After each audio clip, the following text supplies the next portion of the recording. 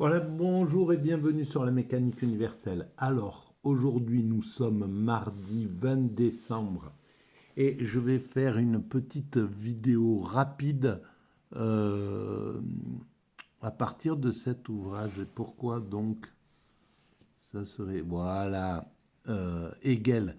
L'histoire est un processus menant à la liberté. Apprendre à philosopher. Alors c'est une amie qui m'a prêté cet ouvrage-là. Et voilà. Alors, comme j'ai pas beaucoup de temps, je vais commencer direct à lire un petit passage que je viens de lire là et qui me, qui me paraît intéressant à commenter. Donc,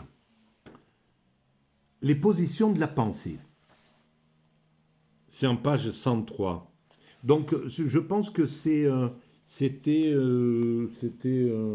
apprendre à philosopher. Je pense que c'était des ouvrages qui étaient vendus en librairie à un certain moment. Voilà. Alors, je ne sais pas qui est l'auteur de. Il doit y avoir plusieurs auteurs que je les cite. Bon, bref, je ne l'ai pas. Les positions de la pensée. Jusqu'à la fin du XVIe siècle, la doctrine dominante de la philosophie occidentale était la scolastique. Liée aux croyances religieuses chrétiennes, elle postulait l'existence de principes structurels universels à caractère métaphysique, c'est-à-dire extérieurs à la nature. Il s'agissait d'une philosophie dogmatique qui admettait des vérités absolues telles que l'existence de Dieu. C'était, à mon sens, l'idée que dans cet univers était là, c'était une création de Dieu, mais Dieu était aussi à l'extérieur, était surtout à l'extérieur de cet univers, posé extérieur à la nature en somme. Euh, alors, pour la mécanique universelle, pour ma théorie, Dieu est en même temps extérieur, en même temps intérieur, et il compose tout ce qui est dans cet univers, y compris nous. Nous sommes des petits diamants, toute forme d'existence est un diamant divin. On est du divin.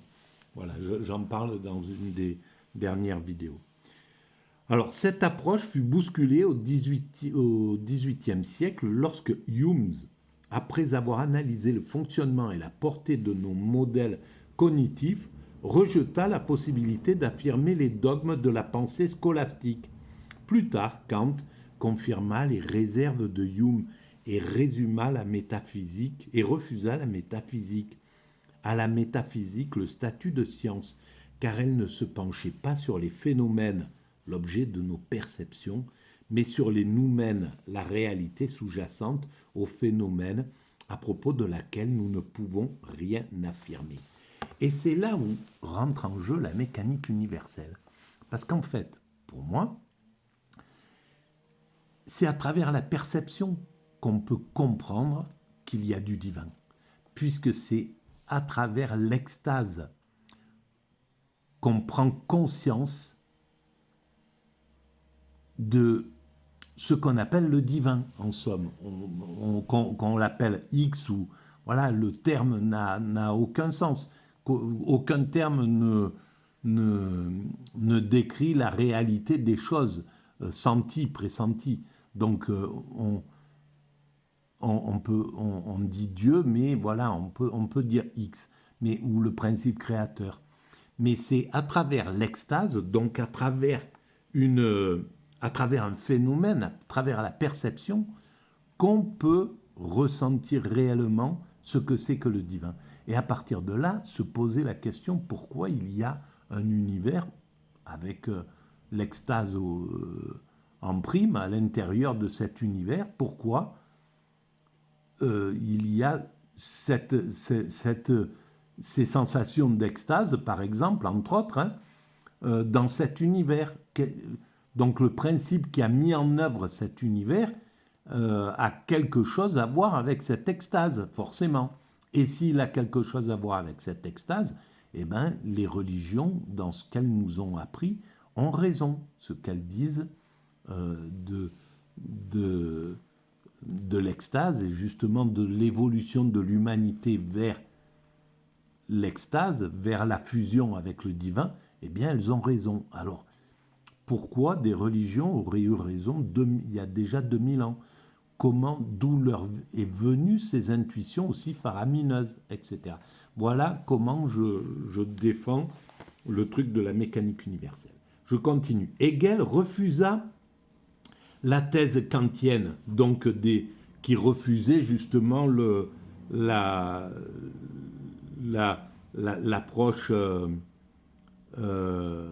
l'approche métaphysique en somme. Alors il refusa la thèse kantienne en affirmant qu'avec une méthode d'étude adéquate, la dialectique, la raison était en mesure de vérifier que toute la réalité était embrassable si l'on comprenait son découpage en réalités opposées autant que son caractère dynamique, englobant tous les changements et tous les états.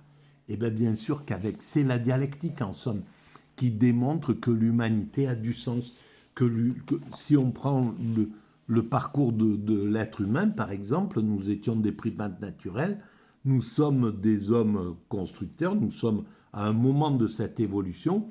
Si on analyse l'évolution qui a été réalisée et qu'on prolonge dans le futur ce que nous faisons évoluer dans cette évolution, c'est-à-dire la maîtrise du comportement, la maîtrise de l'environnement, la maîtrise du questionnement, eh bien nous arrivons à un point de perfection.